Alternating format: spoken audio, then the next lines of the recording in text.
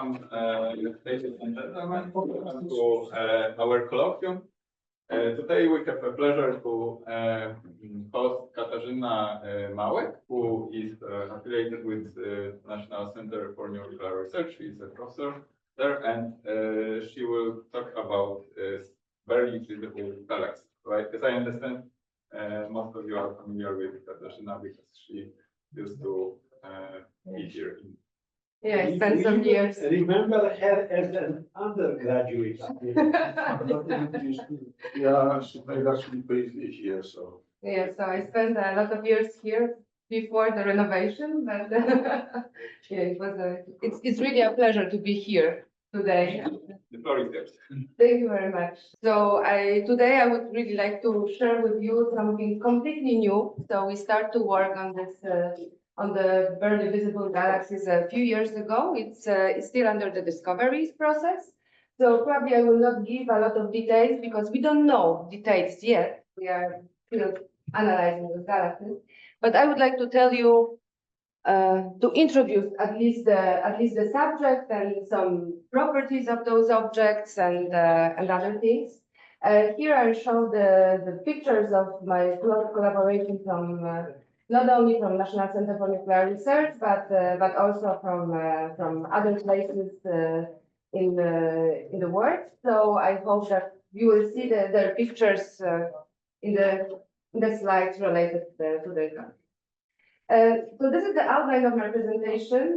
It's not very well structured, but first, what I would like to do, I would like to introduce you the low surface brightness galaxies in general. What's that? And what is the difference between the low surface brightness and normal galaxies we are observing every day?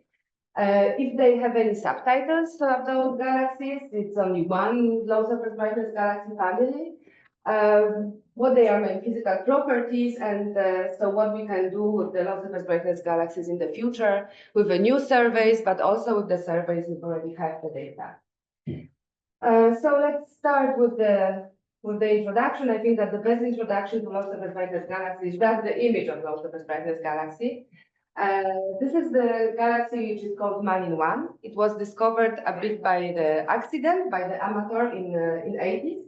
And as you can see, it's very faint and transparent, right? So this is a very, very deep image of the galaxy, but still you can see the background behind, right? So this is the main property of those galaxies, that they are very transparent. They don't have a lot of stars inside. Malin 1 is the biggest galaxy known up to date, the biggest spiral galaxy. It's like 6 times the size of our Milky Way. And yeah, but it was very difficult for many years to really, measure the size of the galaxy, because usually when we observe in the normal telescopes with the normal exposure times, we can see only the center of the galaxy. This is the picture from the discoveries from 80s. So here you can, because you saw the galaxy nowadays.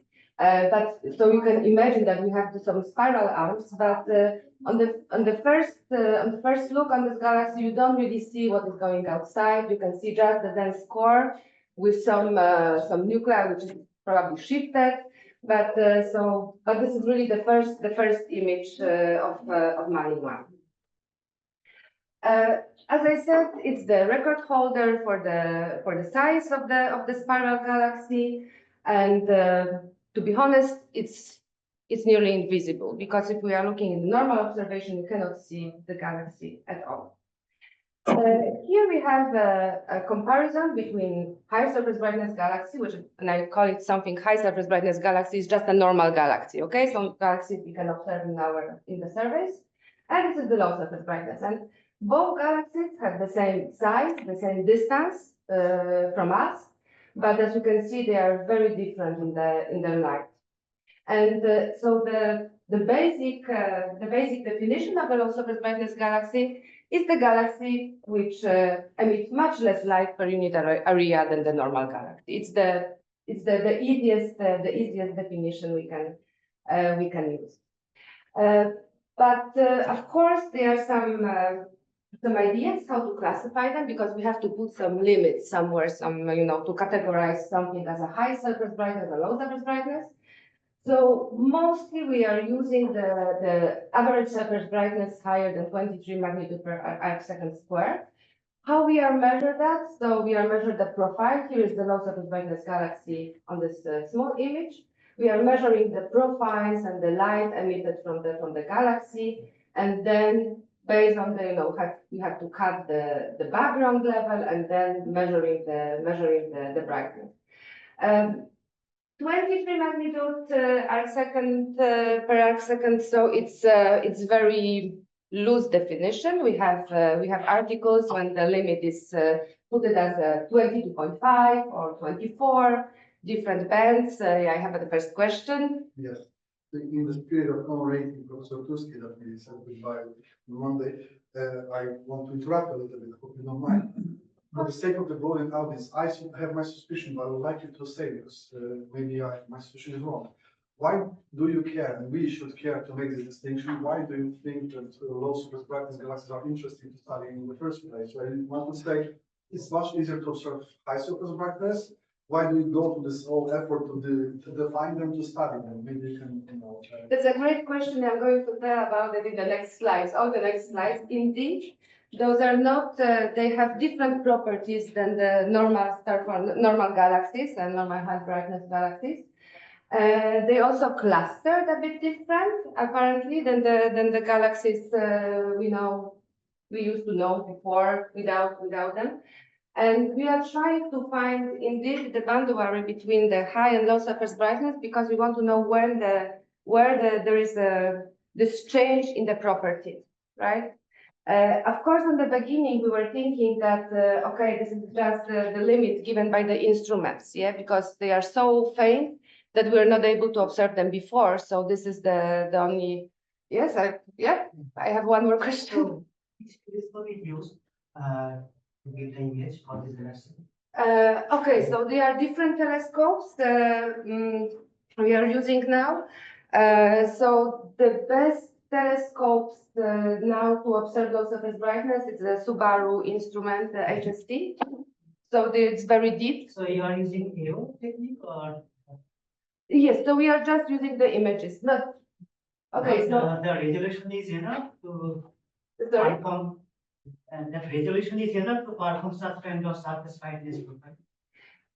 Yeah, because the problem is that to obtain the profile, we have to somehow subtract the background as well, right? That's why we need a very long observation, long exposure time to really see where is the end of the galaxy. It's also possible that some galaxies we know now, they are also low surface brightness, but we are not able to remove the background properly. I think it would be better if you try AO technique of Subaru. Yeah, that's also an idea. Because for surface brightness profile, I think resolution is the main criteria. Yeah, that is also a good idea. So we are collecting a lot of ideas how to really deal with the data, and which kind of data we should apply. We should apply for the time observation time, because really we have some mess, right, with the background, with the observation, how to calculate the half radius profile or whatever. So those are things that we don't really know yet, and we are trying. Different groups are trying different methods. Also, you can try to find if HST image is available. To use what? HST image. it's a bit technical, maybe. Yeah. Yes, technique. Wait a bit Yeah. to the. Sorry. Yeah, but we can discuss about technicalities later as well. Okay, but why it is interesting to observe them, like to not only to observe but to classify them. So those are the results from the simulation from March 2019, and so what we have, what he found, and what we are still believe that it's true. That low surface brightness galaxies may account even for 50% of the galaxy population in general in our universe. So it's possible that we are missing in all our calculation in the in simulation and in our even in cosmology, that we are missing 50% of the galaxies we can observe. But it's not only that. because as I said, they are very transparent. So it means that we don't have a lot of stars inside. So they are not very heavy, like not very massive. So maybe there are some calculation that probably 15–20% of the total dynamical mass is also inside those galaxies we do not observe, even though they are very nearby and those are local galaxies, because most of them, all the galaxies I'm going to show you in a moment, they are very local. So it's not that it's something high redshift, but it's local. What is dynamical mass? So it's the total mass of the galaxy of the galaxy, as I can say something like that. Yes. But the galaxy is larger, but the mass is not larger. Yes, so they are very, distributed. Yes, so that's why they are very distributed. So we don't know. I will have one slide about that, about the dark matter. Probably they are also dark matter rich, but let's see. So they are very large. They don't have a lot of stars inside, and because that they are faint, they are also transparent. It's just to give that. Half of the count, but only 1/5 of the mass. Yes, that's true. In the light. Yes, and then that's why, because they are very faint and difficult to observe even with very good telescopes, we think that there is the whole family of low surface brightness galaxies. We are not really taking into account while analyzing the universe and the structure of the universe. Of course, now we are in the very amazing era of astrophysics. So we have a lot of new instruments, like for example, now, soon this year, the Vera Rubin Observatory 10-year legacy survey of space and time. So it's very long, so I'm going to call it LSST. We'll start observation. So LSST is the Vera Rubin Observatory. It's an optical telescope in Chile. With the size of the mirror 0.4 meters, and it's going Diameter, diameter, yes, and it's going to observe a very faint universe, but only in optical bands. So it's also important because here from the LSST we will not have a spectroscopy, so we cannot say really how far is the galaxy, but we are going to observe very deep. And also now we have a Euclid. So last week we have the first flash of scientific paper of Euclid. Euclid is a satellite. It's the medium class mission, also observed in the optical has an optical camera, but also spectroscopograph. And but it's not very good. And also with the results as discussed last week on the Euclid conference, the redshift for the low surface brightness galaxies is not also something we should wait for, because it's too difficult to get. But okay, so here about the observations, how the observation of the low surface galaxy looks like. So this is the same galaxy observed in 1.8 meter telescope, 350 seconds, whatever exposure. Really, there is nothing inside, right? The same area, the same area observed with 4 meter telescope, 1900 second exposure. You can see something, but still you cannot really say that this is a galaxy. It can be a cirrus, it can be an artifact, it can be whatever, right? And then with the Subaru SHC data, 8.2 meter telescope, much larger exposure time, you can really see that there is something. Even for here, if you have only the image from HST, you can also say that probably it's an artifact or the cirrus or something wrong with the camera. But having the same observation with different cameras, different epoch, you can say, okay, this is the real galaxy. It doesn't really look like a normal galaxy. It's like a bit, not very shaped, with a very, very significant center. But These are the same filters, right? yes, those are the same filters. And the exposure times just. It's from 350 seconds Yeah, to. it's not that much more between the second and the first. Yes. It's interesting. Yeah, but the telescope is a bit better, so we can go a bit deeper in the observation. Okay, so now let's go further. So how we can divide low surface brightness galaxies. So there are some effort to put the different classes for low surface brightness galaxies. And for example, one of those classes, giant low surface brightness galaxies, as for example the Melin one. But as I said, it's not really strict, okay? Each article, each person defined it in a different way. So we think that the galaxies similar to Malin 1 they are just a subpopulation of low surface brightness galaxies. They have gas inside. They have, they are still debating how they were formed in the future. Maybe in the past, maybe it was a kind of merger, and maybe somehow the environment shaped those galaxies in that way. But we are still debating because we know 40 giant low surface brightness galaxies so far. So in the era when we have billions of galaxies observed, right? Maybe not all of them with spectroscopic redshift, but we have a lot of galaxies. Having a sample with 40, it's a bit problematic from the statistical point of view. But soon we will have other surveys like square kilometer array. They claim that they will observe those kind of galaxies and the higher redshift, but let's see, we don't have the SKA ready yet, so it's also the future.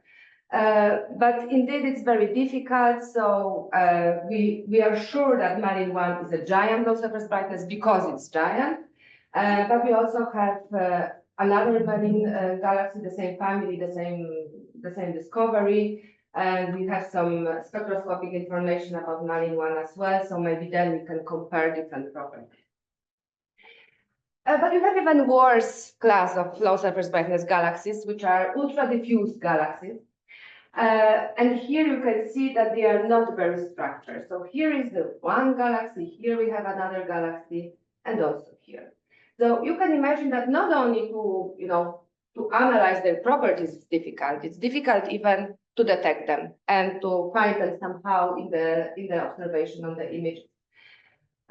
Now we are trying to use some machine learning techniques, but of course the problem with all the artifacts and Siriuses and everything else make it very, very difficult. So, and of course, after all the machine learning techniques, we still have to do the visual classification, and depending on your moment of your day, you can say that this is galaxy or not. The same here, right? So this is a bit problematic. So those ultra diffuse galaxies, they are very diffuse, as you can see here. Usually they are red. It means that observing them in a different filter shows that they are not very star forming. We call them red galaxies. We have red and blue galaxies. Those are usually red.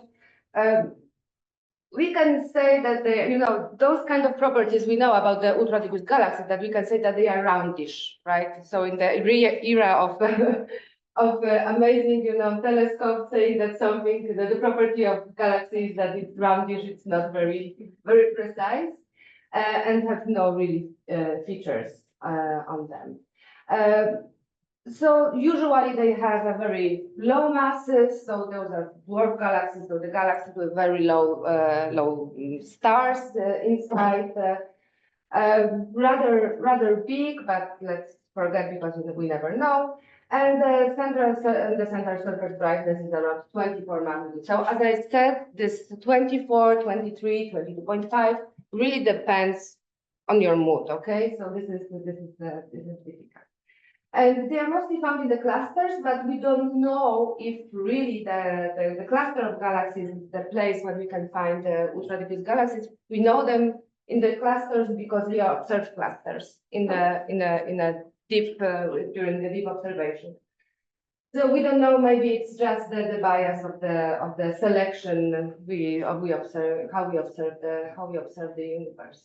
Excuse me, Mm-hmm. they are found in the cluster of other Of other galaxies, yes. So that doesn't mean that they are clustering. no, it doesn't mean that they are clustered, but they are observed in the clusters of galaxies because usually when we have a cluster of galaxies, we are observing it very deep and trying to analyze it much better to remove the background and etc. And then it's much easier to find them, usually by accident, but yes.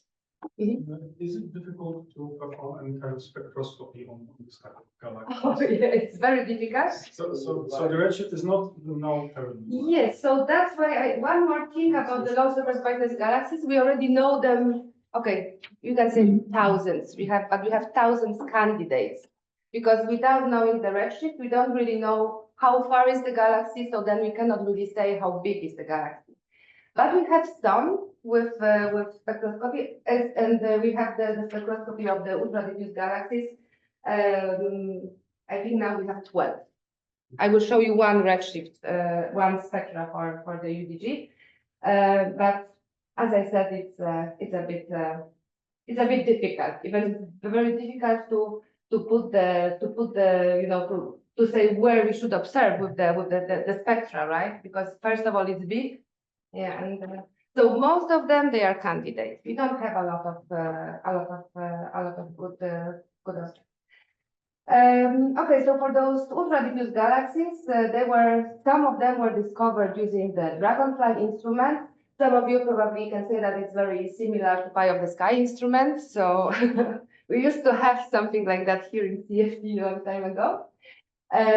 So this is the Atlas? Mhm. Atlas or Pie of the Sky? Pie of the Sky. Atlas to Prof or CFT or not? Assas was the Warsaw University. Okay. Yeah. Copy paste. Yeah. We were the best. Dragonfly observed also. So the idea of Dragonfly was to observe the nearby universe and all the low surface brightness features, not galaxies but features. And they found some galaxies, and they I don't remember the number now, but this is a very interesting galaxy. It's a Dragonfly 44. And they claim that the galaxy, the Dragonfly 44, consists 99% of dark matter. Right? I'm not a specialist of dark matter, but I did my lesson. So what they did, so after discovering the galaxy, they found that it's very interesting. It's nice, transparent, as you can see something, behind the galaxy as well. So they decided to use better instruments to check the properties of the galaxy. So they used the DEIMOS, so it's the multi-object spectrograph, to check the spectra of the galaxy. And they also used another instrument, another telescope to do a very, very deep observation. So, and then based on the absorption lines, which I show you in the next slide, they also, assume the distance for the galaxy. And then based both of the absorption lines, they calculate the dispersion, they calculate the profile of the galaxy, and they used some of the methods to calculate the total mass of the galaxy. So it's the total mass. I'm not saying the mass of all the stars, but the total mass of the galaxy. Ashna, we need to make a clear distinction because Milky Way galaxy also has mass to light ratio of 100. So it's nothing, and we don't say Milky Way is extremely dominated by dark matter. What you mean here by this 99% is at the radius of the cut when you stop seeing stars. Yeah. Because when you stop seeing stars in Milky Way, then maybe like 60–70% of the total dynamical matter is from dark matter. So this is what makes it much more strange, because we have galaxies with the bigger atomic, but when you cut. Yes, the specific radiuses. Yes, so they use the half of the half-life radius here. So and they found, based on the very detailed observations, that the total mass of the galaxy is here. It's 0.710 to 10 solar masses. Okay. But then they try to determine the mass of the stars in the galaxy. They use a very simple form using the broadband observation, so the observation in the optical bands. And then they found that the mass of the stars is 3 times 10 to 8. So, and based on them, they decided, they published the results that the fraction of the dark matter inside this half-light radius is 98%. Okay, so we have the galaxy, it's a dragonfly, it's very famous in the low surface brightness, low surface brightness regime. So they found, based on the line, that they have that the stars inside, they are moving very fast. That they found that only 20 global clusters. So the places in the galaxy when you have a lot of stars, centered together. And that's only, the dragonfly emits only 1% of the light, in comparison to the Milky Way. And indeed, that 98% of this galaxy is a dark matter. But then they found another galaxy, it's also Dragonfly 2, and they did a very similar comparison. They also did a very detailed analysis of the galaxy, and they found that in that galaxy we have only 1% of that matter, or even less. That was rebuttal. That was rebuttal. This result didn't hold because just Yeah, and then yes, and then it's important to know because yeah, maybe I should invite Boyle. It would be easier if we can do it together. But that's sorry to no. But it means that I prepared good slides. So yeah, so at the beginning they said that it's 1% of the dark matter inside. But then the group from the Instituto de Astrofísica de Canales did another checks with different instruments. And what they found is that the distance to this galaxy, to Dragonfly 2, was wrongly estimated about 25 million light years. It's not a large number, but then the total mass of the galaxy is only half of the mass of the total mass, and then the result of the stellar mass is only 1/4. So probably we have more dark matter, but you can see that those are only 2 galaxies, and we have more of them, and we don't know what is the real properties. Are they dark matter dominated or not? Okay, the other properties. So then let's start to think, because if we have a galaxy, usually we account for dust. Yeah, we need to have a dust and gas to create stars. And usually the dust is problematic for the observation because it attenuates the light from the ultraviolet. So here's the wavelength. This is the spectral energy distribution of the galaxy. And so what we should observe without the dust inside, we should observe this blue curve like that. But because we have a dust absorbs the light from the ultraviolet and optical part. This is the ultraviolet, optical, near infrared, etc. It absorbs and re-emits it in the infrared part as a dust emission. So we were thinking, okay, so do we have a dust? Maybe those galaxies are a bit brighter, but maybe they have a lot of dust, and that's why we don't really see them, and they are just hiding in the background. Is it important for us as brightness? And how we can really proceed with the dust, how it is important, this attenuation. So we have some relation. For example, we have the stellar mass attenuation relation. So the lower the mass, the lower attenuation. So it can say as, okay, so those galaxies are not very massive, those are dwarf galaxies, so maybe we don't have any dust, but we have a huge scatter. There is also some issues about dust to star geometry. So where is the dust cloud, and when we have the stars, sometimes it's one up to another. Sometimes they are just tilted a bit. So maybe it also has some possible influence on the surface brightness galaxy. Maybe we can also use it. And also for stellar masses, here we have the stellar mass of the galaxy versus surface brightness. So for given stellar mass, we also have a huge scatter of surface brightness. So those relations are not very tight.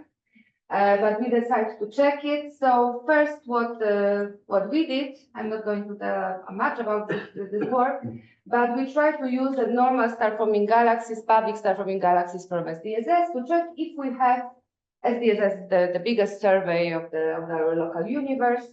Try to check if there is any connection between some color and surface brightness, and we found some relation. But those galaxies are not low surface brightness, right? Those are normal galaxies. We try to somehow estimate the prior for the dust attenuation, so how much the dust attenuates the light from the young stars. But indeed, it's only for the normal star-forming galaxies, high surface brightness. So then we decided, okay, so maybe we should use simulation. So then for simulation, this is something Wojtek probably knows better than me. So we decided to use the SIMPA simulation, which in this simulation, the dust treatment is very, very detailed. So we have the dust globe and everything else, trying to understand if we can somehow extract the information about the dust and the dust attenuation in those galaxies. The work is still ongoing. This is something what is doing the master student from Warsaw University. He found very similar relation, but it's still not the same. This is something we are trying to do, but let's see. So generally, in the literature, you will find the information that those galaxies are really dust poor, so they don't have a lot of dust, and the dust was never, taken into account while analyzing the spectral energy distribution of those galaxies. But of course, we have a very small number of objects to study and to check, so it was a bit difficult, to believe that really we don't have any dust. So then Dunais, the postdoc who is now in Tenerife, he did the first large statistical study of dust of the low surface brightness galaxies. We used the data from Northern Ecliptic Pole area. This is a very small area, but very well covered, but very different telescope from ultraviolet to radio. And then we try to see if we can model somehow the dust in those galaxies. And okay, this is just the sample selection, so maybe we can skip. So what we did, we were modeling because from okay, maybe I should mention that here we also have the very deep Subaru observation HSC.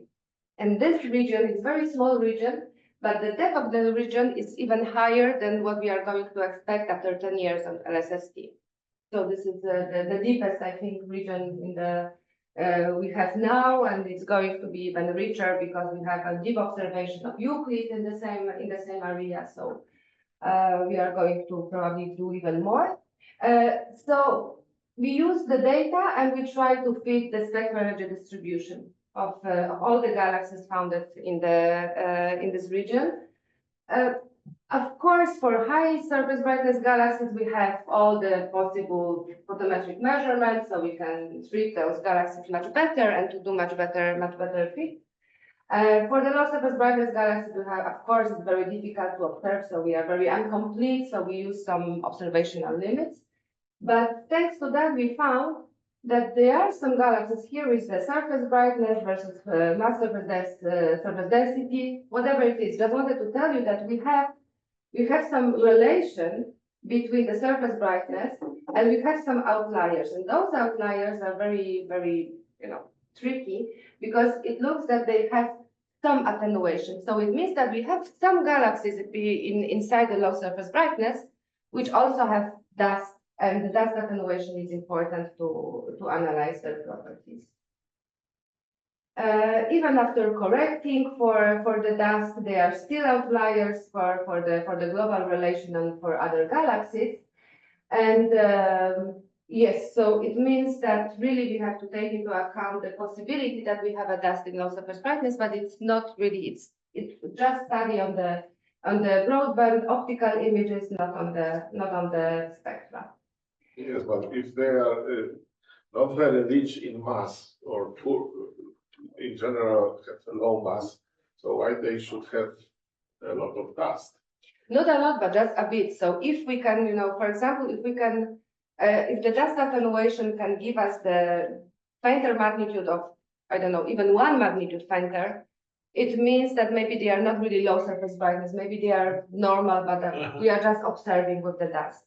It's harder to see a candle in the fog than a big Jupiter. Yeah. And they are very small candles. Yeah, very small. Okay, but it's not that bad because we remember Malin 1, of course.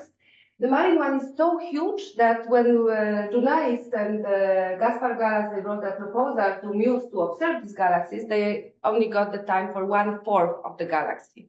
So, forget about statistics now, we have 1/4. And now we have the whole galaxy at the end after publishing the first paper, but still, work in the 1/4 of the galaxy was a bit shocking for me.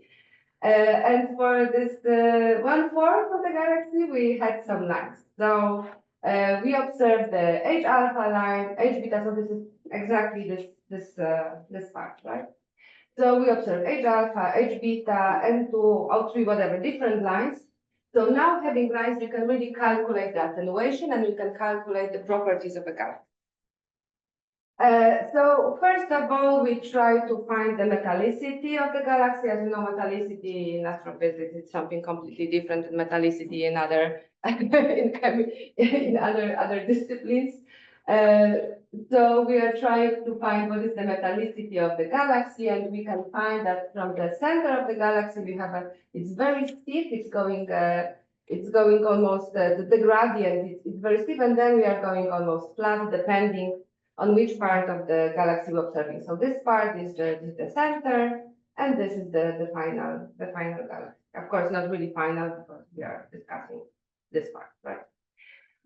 So we can say something about metallicity, that metallicity is rather low, and that also depending on the metallicity, we can say something about the history of the galaxy, and it looks very similar to galaxies which were formed during the merger event. So it's possible that it's a merger.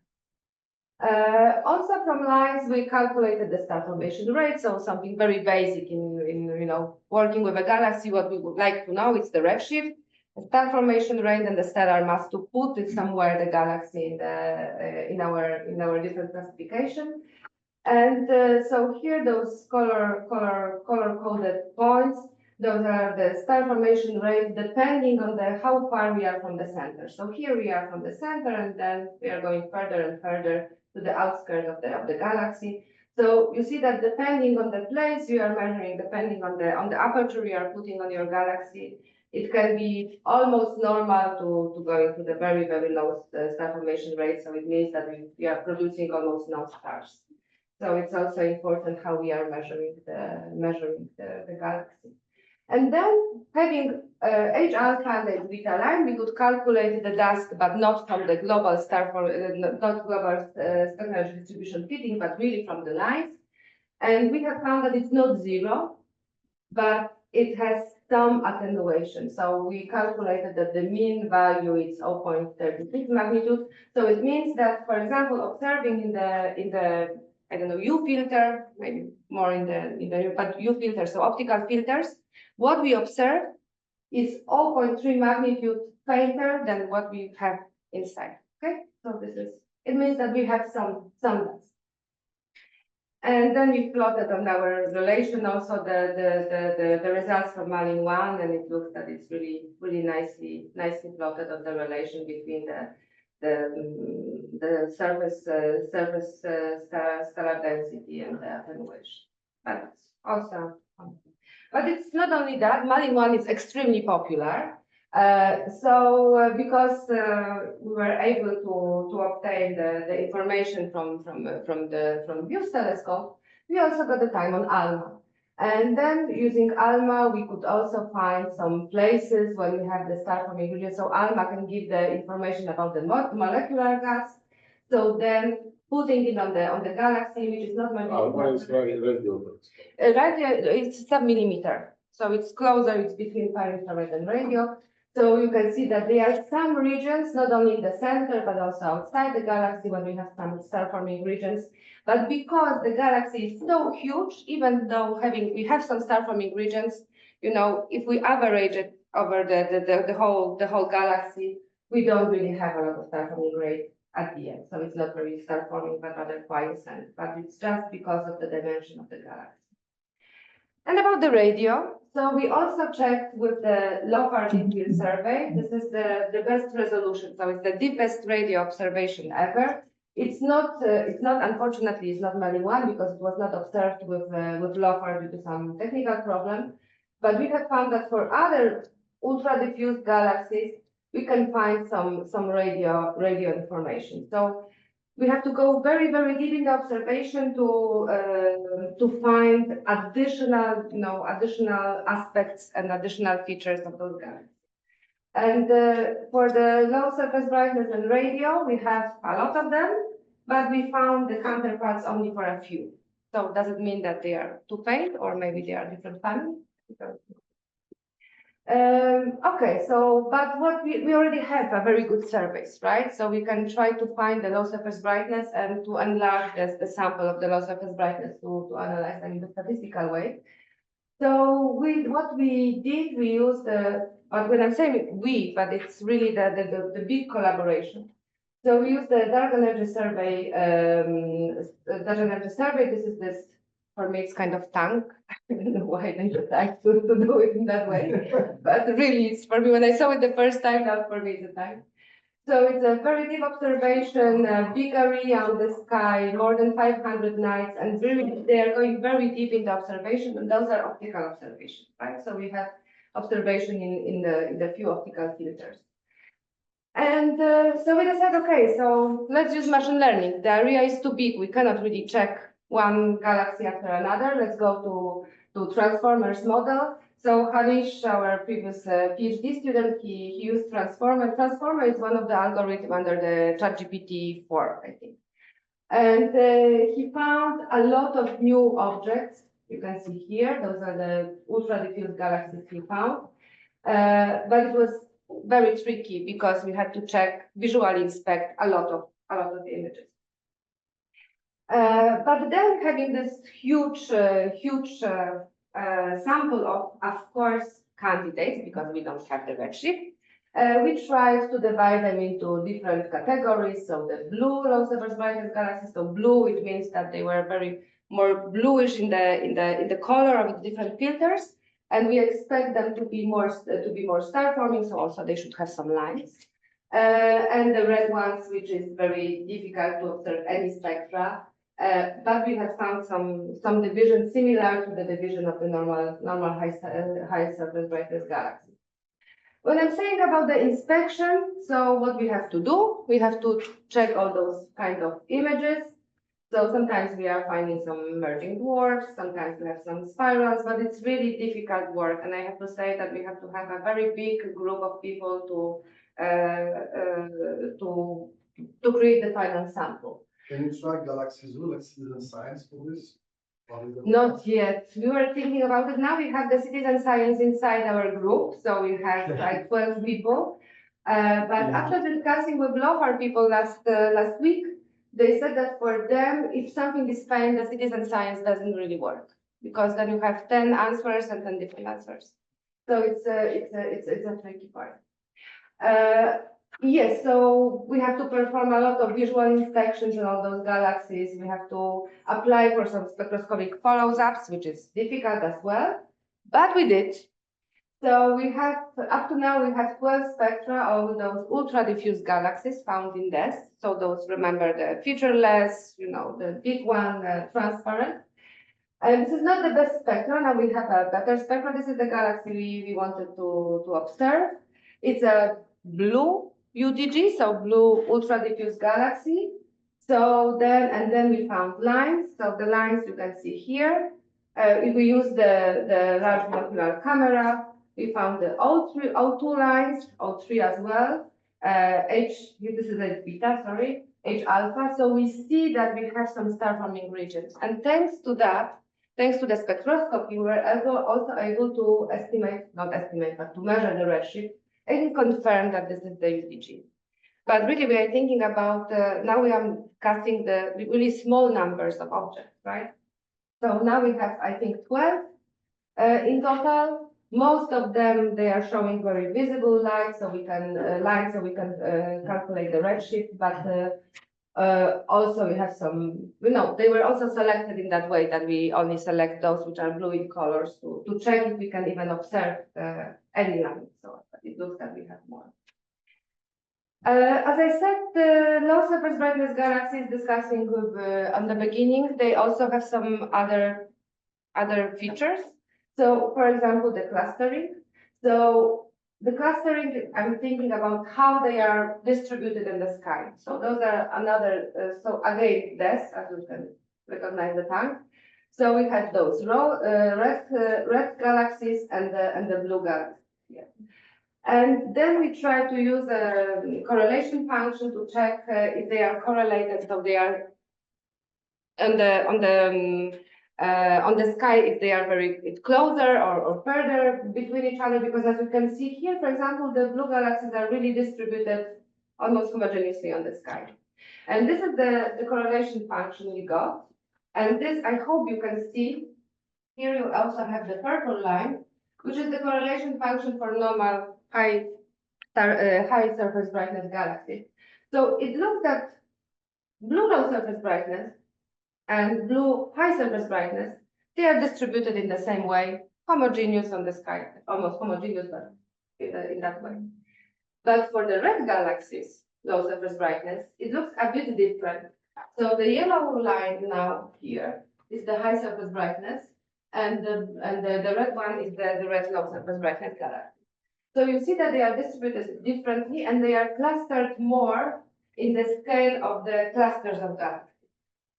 And this is, we don't know if it's the real feature or it's just because we are observing more galaxies in the cluster due to the, the bias of the observation. But this is something we should check, but remember, still it's only on the candidates. So those galaxies, 99.9% of them have no spectroscopic reaction. And are you trusting this result? Because the correlation function, well, it really doesn't tell you anything about the distance, but except probability on top of the Poisson clustering. And you need to have very good randoms, for which means you need to understand your selection. Do you understand your radial selection for the UDFs? For those? Yeah. So the good point is that all of them were selected in the same on the same machine. They are machine learned, right? Okay. We don't have the redshift, so we don't know if all of them are UDGs. Red UDGs are even more difficult to detect. So of course, this is something preliminary. Just give us the idea what we should check and which direction we should go. No, I cannot trust 100%. So we cannot do cosmology yet. Yes. Wait for it. This is the correlation. This is the mess. So maybe I will also skip that. But we try to do any other things with the correlation. Because they are difficult, they are just candidates. It's difficult to look on each of the galaxies separately. We tried also to use some machine learning to try the clustering, but in very unphysical space. So those are the UMAPs. So this is a different method to visualize different classes of objects. So and here you can see, or maybe not, that we have found that there are some areas on this map of this classification when we have nucleated UDGs. So it means that if we are trying to fit the profile of the galaxy, we cannot really fit one Gaussian, but we have to fit two. So it means that it has some center. And so we found that there are some areas on this map when you have more nucleated or less nucleated objects. But still, those are the candidates from this. So we have to trust what we have, but we need more spectroscopic redshift, which is impossible for this number of objects now. But as I said, we have the LSST soon. So the LSST will bring us a very deep observation, huge area on the sky, but only optical bands. So what we can do with LSST, we can search for candidates, probably again with the machine learning techniques, but we will not have a redshift. Photometric redshift maybe, but we will not have a redshift. What we can learn from the LSST is how to subtract the background, because this is the problem, because we don't know where the galaxy, to be honest, when it ends, and how to calculate properly all the parameters. We have Euclid even now. So this is the Euclid. It's the first image of Euclid from last year. Is the Perseus cluster, and what they found that they have a lot of low surface brightness structures, but they are still dealing with background subtraction. So this is again the problem. Then we don't really know how to remove the background and which part of the background is a galaxy and which one is not. Last week, during the first splash of papers from Euclid, they also presented this map. It's also a zoom of the North Ecliptic Pole map. So this is the area when we did some analysis, and then found some galaxies which are probably low surface brightness, but they are not really able to calculate the spectra. So those are candidates. It's also based, and this part is not based on machine learning, but they just use the properties from the catalog, which can be wrong because they are using usually the PSF. And they are cutting some part of the galaxies and they are not really extracting it. So this is something that this is the project we are going to work together on the Euclid data, how to remove the background and how to find the candidates, good candidates from Euclid.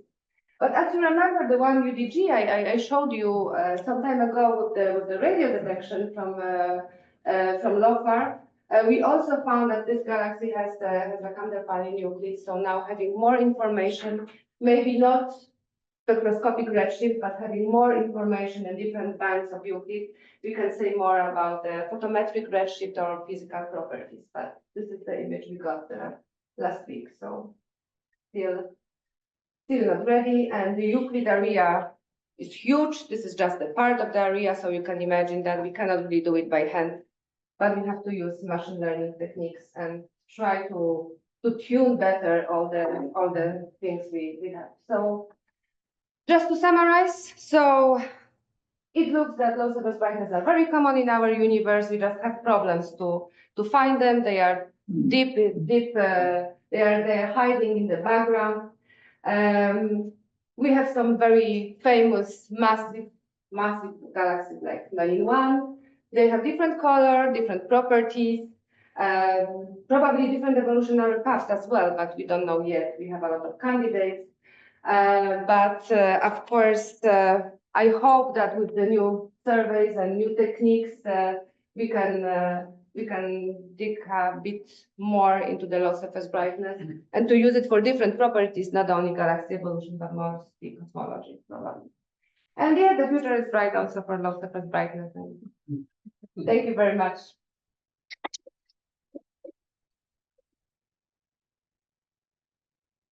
Very much, and we had a lot of theoretical work, but maybe first, Professor. It's quite puzzling that some of those low surface brightness galaxies seem to be dark matter dominated and some seem to be to contain very little dark matter. I understand that you have spectroscopic measurements only for a small Few part. of them. Yeah. But my question is, do you think there is a velocity, there is a difference in velocity dispersion in those two types of objects? Because as far as I remember, those dark matter dominated, they have velocity dispersion of order of 40 something kilometer per second, which is comparable to dwarf galaxies, which are also dark matter dominated. But the question is, what happens in those which are not dark matter dominated? Do you have any idea what is the velocity dispersion there? I didn't check for the second one, which I presented, which is probably 1%, or later on they corrected that probably it's like 20%. I didn't really see the velocity dispersion measured for that galaxy, but it's really difficult to say because we have just a few examples with those kind of measurements. So, but maybe this is something we were thinking that maybe using those galaxies, those UDGs we are measuring now, maybe we can go somehow into the velocity dispersion, but I'm not really sure we can do it with that spectra. But would be nice to have it. Yeah, it would be nice to have it. But today I got the news that the LBT it's opening the call again, so then we can very wisely choose galaxies which can observe. Do you think there is room for millions of even less bright galaxies? Probably yes. It looks that if we are going deeper and deeper, we are still having galaxies there. But it's difficult to say where is the limit. I don't know.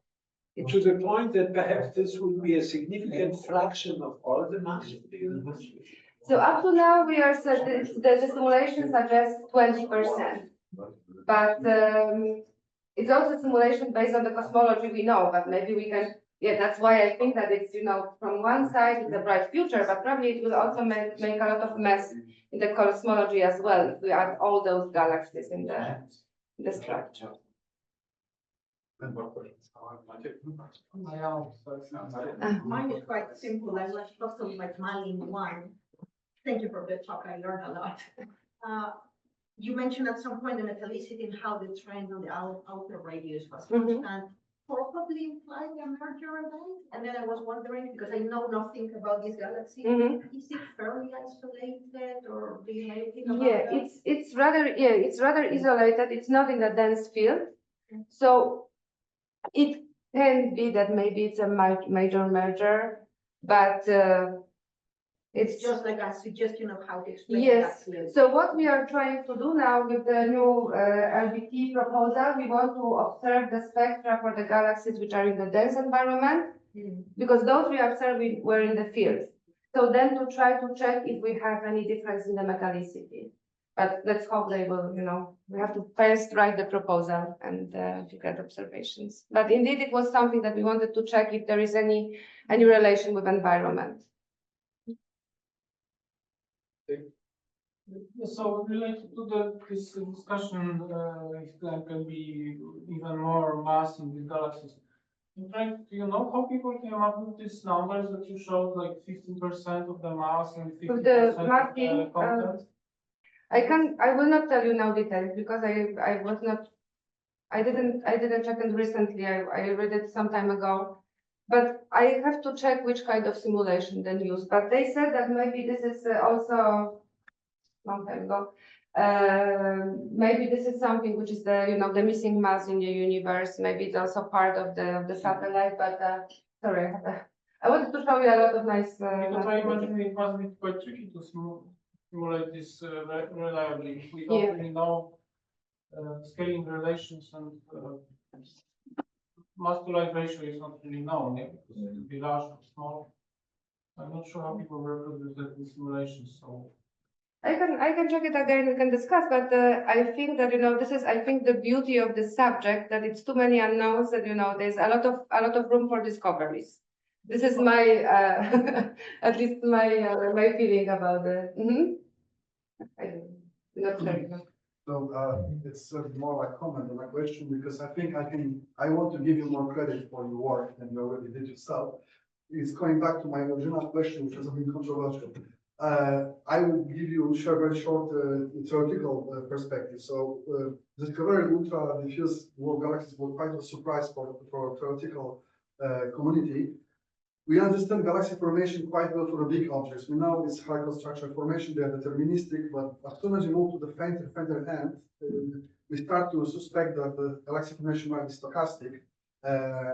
This many hypotheses, and then you can decouple them from cosmology. So studying and finding this object is super important, because this is exactly the regime where we can make some interesting tests for dark matter in nature, like is it warm or cold? Well, we need to understand more, because for the moment, no simulation can really predict properties of this object, and like abundance and structure and evolution. Well, if you fix one thing, then you blow up the big galaxy. So it's a big puzzle. Of course, galaxy formation itself is not cosmology, but if you want to test cosmology of galaxy formation, you need to understand this object. So I think it's very good that you're looking out for them, because the more we're going to find them, the better maybe you can constrain these theoretical queries. One maybe short comment that there's a floor for galaxies in our universe because of the reionization. So we know for sure that there could be more, but not many more, because of the reionization, the universe was heated and all the gas from small objects was puffed out, so it couldn't form stars. So probably below 10 to the 8 solar masses halo, you won't ever make galaxies in our universe. Oh, that is actually one of the tests. But you can probably find many more, not millions of more, but hundreds of more alternatives. No, but I think that it would also, good to somehow to connect. I know that those results are not really solid yet because we don't have the spectroscopic version. We have statistics, yeah. But to work together with cosmologists about it, because I think that it's really, that we can do together a really nice step in the, understanding the. But it's hard to get observers and simulators at the one. Oh yeah. Impossible. Let's start later. Thank you. Just to ask a question straight to our colleagues who do simulations, how far we are from technical possibility to reliably simulate creation of those low surface brightness kind of dwarf galaxies. If you No start, way. if you if you start the more reliable, we are already there. The problem is that we could do isolated simulation, we can really go down to resolution, but then you cannot do cosmology. If you want to do cosmology, then you don't have enough resolution, but it's not even a problem of computational power, it's a problem of the lack of understanding. All the physical processes that are important for these small galaxies are happening on so many scales below what you can resolve in code, that you need to put them by hand by solving some attached differential equations. It's called subgrid physics. And you cannot derive it from principles, you just make sure that you conserve energy and mass and things like that, but you have so many knobs to say this phenomenology, how many stars you form, how you hit them, that you could get these galaxies, but will be a huge price when you're not predicting power anymore. So I think we need more brain power and understanding of the physics than just the computer power. So it's a big problem. I don't think anytime soon will happen. But the more you observe, the more you can train. Yes. Exactly. So You have less and less freedom of this turning these knobs in the simulations. yeah. And maybe we'll find ourselves one day that we cannot simulate them at all. So we have some issue with cosmology. Yes. Do those low surface brightness galaxies in simulations affect also the evolution of normal galaxies? Or is it that if you want to simulate those better, it's only for the sake of doing science with those galaxies? Or is it also that if we simulate those better, it will also affect the rest of the population through galaxy evolution, mergers, etc.? That's a great question, but probably to Wojtek, not to me, because as you know, I'm doing only observations. But I think that you cannot really do both at the same time. It's a classical problem. You think you have created the galaxy formation model in simulation. You run the simulation, let's say, to predict Euclid galaxy population. You do the good job. Then, okay, now I'm going to put 10 times more particles so I can see the small guys, and then all blows up. So basically, because it's conically calibrated down to the resolution. So as soon as you increase resolution and try to get the small galaxies right, you usually make the big galaxies too massive, too red, or too large. So yes, it's spoiling the success. So we don't have a model that would, for the same simulation, predict right small galaxies and the big galaxies. So, for example, I know that for Euclid, they also did the simulation how many low surface brightness galaxies they can find in the data. And I think that after the first check, they have more than predicted. But it's of course still candidates, right? But my question is more like, does this population of galaxies affect through galaxy mergers and evolutions, the population of normal galaxies? Or if you simulate normal galaxies and don't take into account dwarf galaxies, we can still be saying that this population is okay because the smaller population wouldn't affect mergers and other evolution. So if it's true what is written here, that it's like 20% of the mass, probably can affect, right? That we are missing the 20%. But again, probably not to much extent, because we already can make a very good models of big galaxies without modeling of dwarfs, ultra diffuse dwarfs. But we don't understand everything about the galaxies either still. So maybe for these problems, just like that, especially around clusters or underdense regions, could be important. So super cool that there's progress in observations and finding those things. Okay, so I think we need to wrap up the discussion. So thank you once again. I wanted to say that it was really a pleasure.